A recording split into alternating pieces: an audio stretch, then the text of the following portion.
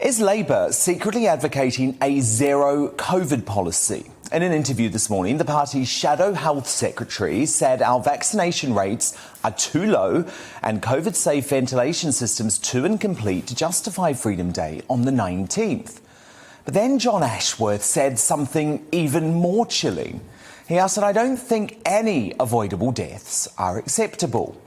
While that's the sort of line that sounds good in theory, because none of us wants anyone to die if it's in any way avoidable, it's not anchored in reality.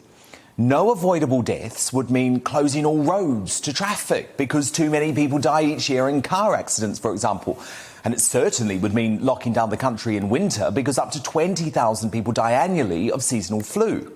Shockingly to me, there's a large portion of the elite in this country who seem to be up for that. Who needs freedom when we like being closed off in our mansions, having small dinner parties with family and friends while being paid our full salary, working a few hours a day from home?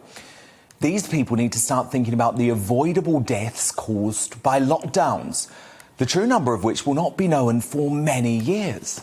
Those deaths count too.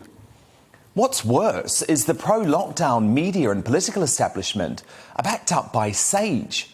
The latest downbeat report from the paranoid and single-minded scientists who advise the government on COVID fills me with dread about what might be ahead.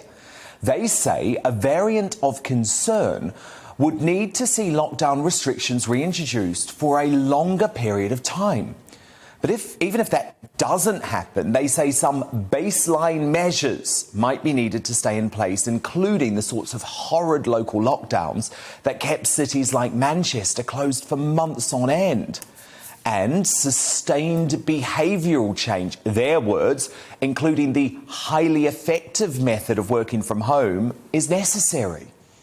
Are we going to sit back and allow this group of scientists who don't live in the real world to change the way we have lived for hundreds of years? Well, I'm not, but it's going to test the mettle of Boris Johnson and his new health secretary, Sajid Javid.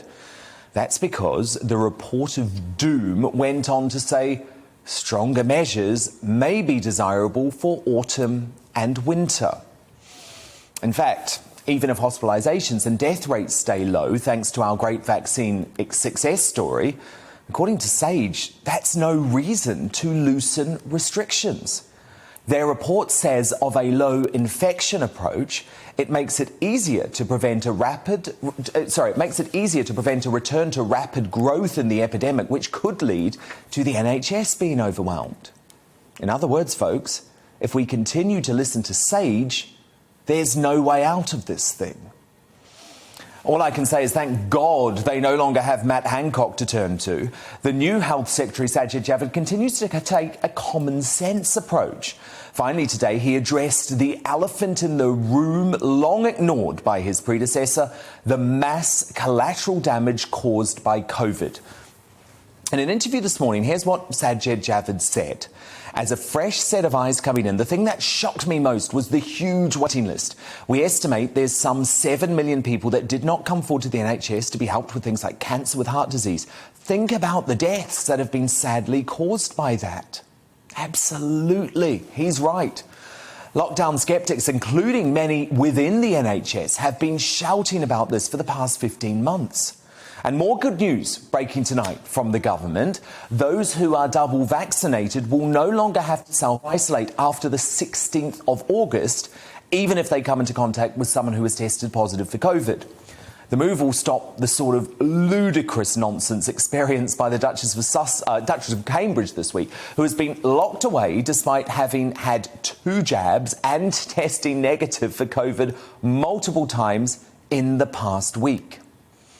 Now, London's failed Labour Mayor, Sadiq Khan, is stoking division by advocating for continued use of masks, just as the government says they should be voluntary. He said today the wearing of face coverings on public transport helps reduce the spread of COVID and, crucially, gives Londoners confidence to travel, which is vital to our economic recovery. What does he not understand? What does Sadiq Khan not understand about the concept of trusting people to take personal responsibility, decide how and where and when we cover our faces?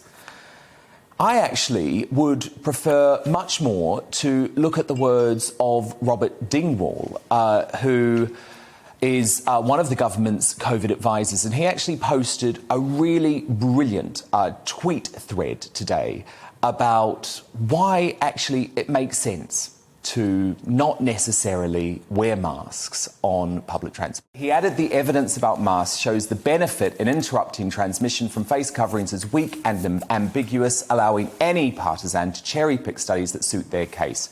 And he concluded in that tweet thread, if others take a different view, that is their prerogative. However, I will not allow them to suggest that I am less moral or caring, and I will expect them to respect my choices as I respect. I'm 100% with him. Welcome to the GB News YouTube channel. You can watch us live 24 hours a day, catch up on your favourite shows, and join in the conversation in the comments below. Don't forget to subscribe and you'll never miss any of our exclusive content.